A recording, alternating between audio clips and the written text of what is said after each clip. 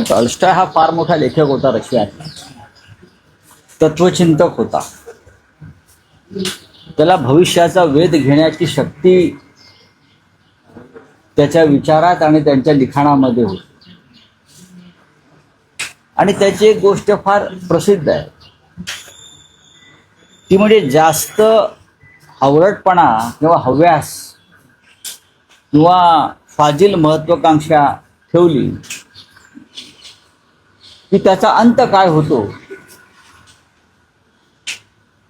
हे टॉल्स्टॉयने त्याच्या कथेमध्ये सांगितलं. त्याच्या कथेतला जो म्हातारा आहे त्याला संपत्ती आणि जमीन मिळवण्याची एवढी भूक लागली की तो दिवसभर जमिनीसाठी धावत राहिला. इतका धावला, पण त्याला सांगण्यात आलं होतं की सूर्योदयापासून सूर्यास्तापर्यंत तू जितका चालशील तेवढी जमीन तुझी. पण त्याला चालण्यापेक्षा धावण्याची इच्छा जास्त झाली की जास्त जमीन मिळेल. तो धावत राहिला. तो दुपारी जेवला नाही, त्याने पाणी प्यायला नाही. चालता चालता तो आजारी पडला आणि मग ज्युपिटर हॉस्पिटलला ऍडमिट झाला. तरी तो धावत राहिला आणि धावता धावता तो पडला, वेशीवर येऊन पडला आणि त्याला शेवटी काहीच मिळालं नाही. शेवटी गावकऱ्यांनी त्याला 2 गज जमीन ही त्याच्या नशिबी आली. हे सर्व राजकारण्यांसाठी, हे अमित शहासाठी आहे, हे नरेंद्र मोदींसाठी आहे, एकनाथ शिंदेसाठी आहे, देवेंद्र फडणवीस यांच्यासाठी आहे की माणसानं कुठे थांबायचं हे ज्याला कळत नाही त्याचा अंत फार वाईट होतो. हा जगातला नव्हे तर रामायण असेल, महाभारत असेल, बायबल असेल, पुराण असेल, हिंदुत्व असेल, कोणत्याही धर्मात पहा की एक त्यातलं तत्व आहे, एक मुद्दा असा आहे की तुम्हाला कुठे थांबलं पाहिजे हे जोपर्यंत कळत नाही तोपर्यंत तुम्ही समाधानी नाही. समाधान हा अत्यंत महत्त्वाचा शब्द. तुम्ही आमदार फोडताय, खासदार फोडताय, कार्यकर्ते फोडताय, पैसे देताय, 20-20 कोटी, 50-50 कोटी. काल सुद्धा एकाला 20 कोटीची ऑफर दिली, एक लिंगाडे नावाचे आमदार आहे, बरं का, अशी माझी माहिती आहे. किती पाहिजे तुम्हाला? आणि मग इस्पितळात जाऊन स्ट्रेसमुळे दाखल व्हावं लागतं. हे करू नका. थांबा कुठेतरी, थांबलं पाहिजे.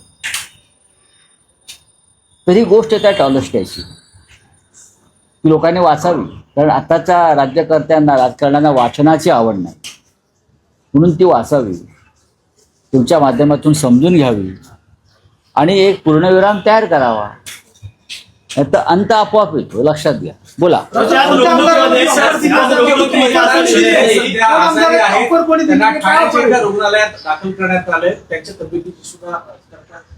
नाही, त्यांना अतिश्रमामुळे जे आजारी असल्याचं मी वाचले. अतिश्रमामुळे म्हणजे टॉल्स्टॉयचा म्हातारा सुद्धा अतिश्रमामुळेच पडला.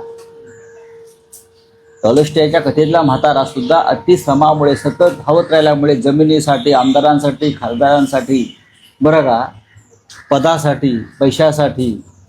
आणि तो जो आहे टॉल्स्टॉयचा म्हातारा, तो टांगा चालवायचा. तो तेव्हा रिक्षा नव्हती, तेव्हा टांगा होता. तेव्हा तो टांगा चालवायचा आणि टांगा चालवून उपजीविका कराय. अशी गोष्ट आहे का, मी माझ्या मनातलं सांगत नाही. जर तुम्ही टॉल्स्टॉयचा कथा कादंबऱ्या वाचा तर हा म्हातारा टांग्यावाला तुम्हाला सातत्यानं त्यात दिसेल. त्याच्यामुळे ते आजारी असतील तर त्यांच्या प्रकृतीला आराम पडो आणि त्यांच्या प्रकृतीबरोबर महाराष्ट्राच्या प्रकृतीलाही आराम पडो. नाही तर महाराष्ट्राच्या आणखी 2-3 म्हाताऱ्यांचा उल्लेख करताय. तुम्हाला असं का वाटतंय की अशा पद्धतीनं? नाही, तुमच्या हातामध्ये अफाट सत्ता आहे, यंत्रणा आहेत आणि लुटलेला पैसा आहे राम मंदिरातला. हा राम मंदिरातून लुटलेला पैसा आहे. त्यांच्याकडे जो आलाय आता ठेकेदार, याच ठेकेदारांकडून देणग्या घेऊन त्यांनी अयोध्येमध्ये कार्यक्रम केले होते सगळे. त्याच्यामुळे हा काय पापाचा पैसा तुम्हाला पचणार नाही. ज्या कोणी घेतला असेल, मग आमचे ते 6 खासदार असतील किंवा अन्य कोणी असतील, त्याच्या आधी असतील, हा पैसा त्यांना आणि त्यांच्या मुलाबाळांना अजिबात पचणार नाही. हा इतिहास आहे. टॉल्स्टॉयच्या म्हाताऱ्यासारखे सगळे कोसळणार आहेत 2 फूट जमिनीमध्ये. असं म्हणाल की एका आमदाराला अजून एक ऑफर देण्यात असं आहे की प्रयत्न चालू आहे. ते आमच्या मला माहित नाही. मला असं आहे की शेवटी विधिमंडळाचं अधिवेशन चालू आहे, चर्चा सुरू असतात, मग कानावर येतात, कोणतरी सांगायला येतं की आजही अमुक अमुक माणसाला ऑफर दिली, त्याला ऑफर दिली. म्हणजे काय करणार आहे? ऑफर करणार काय? किती पाहिजे आहे त्या? काय शेवटी इस्पितळातच माणूस जातो, इस्पितळातून शवगृहात जातो, तिथून चिरडीवर जातो, चिरडीवरून स्मशानात जातो. माणसाला किती हाव असावे आणि हव्यास असावा. हिंदुत्वाचे धर्मग्रंथ जरा वेदपुराणं जर तुम्ही हिंदुत्ववादी आहात तर चाळा आणि वाचा. रामकृष्णही आले गेले, रामकृष्णही जगले नाहीत.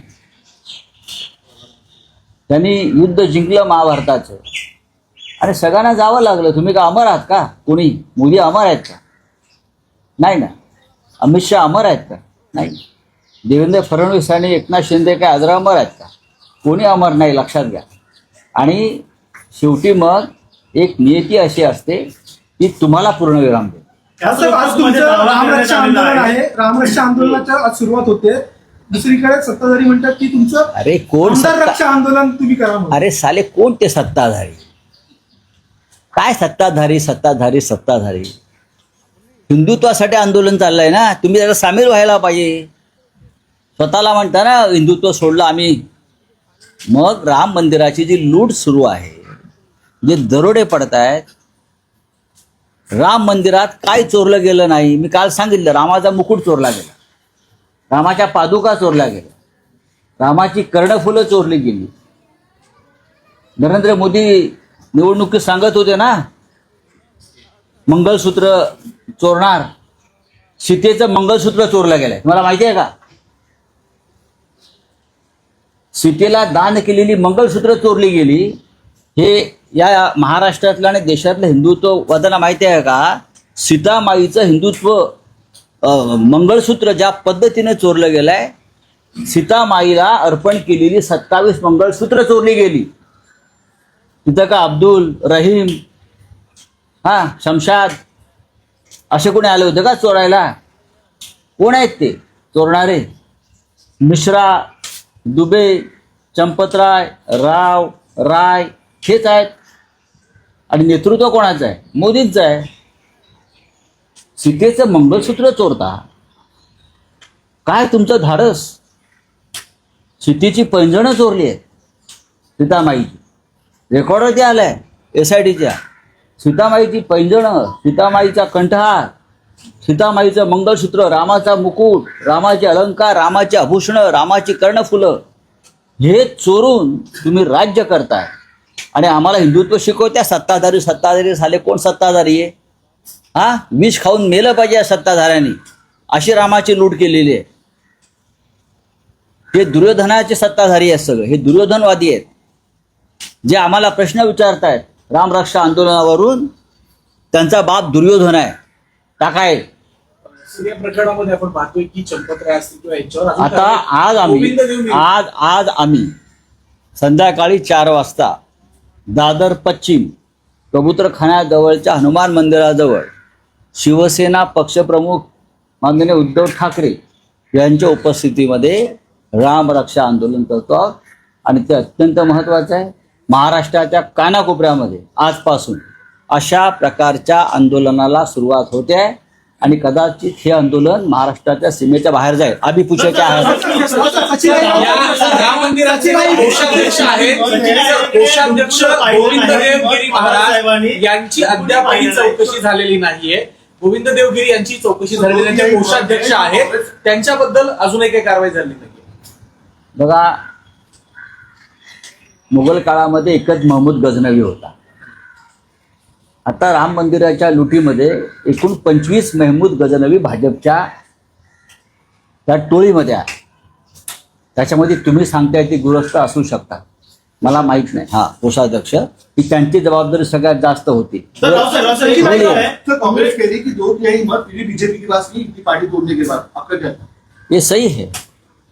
ये बात ऐसी है कि आज भी कांग्रेस के पास उनको जो डिलिमिटेशन बिल लाना है 850 वाला, उनके लिए पर्याप्त बहुमत नहीं है और बहुमत नहीं जुड़ सकता है। आप कितने भी तोड़ दो, तोड़ने की कोशिश करो, आप कोई बहुमत का आंकड़ा आप नहीं प्राप्त कर सकते। राव साहेब, आपलं आंदोलन आहे आज आज राम मंदिर का जो लूट है, राम मंदिर में जो चंदा चोरी है, चढ़ावा चोरी है, हाँ, राम और सीता माई के अलंकार चोरी हो गए, हाँ, राम सीता माई का मंगलसूत्र भी चोरी हो गया। आपको मैं बताना चाहता हूँ, सीता माई का जो मंगलसूत्र दान दिया था बहुत से लोगों ने, हाँ, सोने का रामचरितमानस भी लूट गया है। वो कानों के, हाथ के कंगन, ये कानों के सब अलंकार, प्रभु श्री राम के अलंकार, आभूषण सब चोरी हो गए। और चोरी करने वाले भारतीय जनता पार्टी के चोर हैं। ये सब बीजेपी के महमूद गजनवी है। तो उसके खिलाफ आज महाराष्ट्र में शिवसेना आंदोलन शुरू करेगी। आज दादर में हनुमान मंदिर के सामने उद्धव ठाकरे जी के लीडर नेतृत्व में आंदोलन की शुरुआत होगी, फिर पूरे महाराष्ट्र में आंदोलन होगा और महाराष्ट्र के बाहर भी हम जाएंगे। राव साहेब,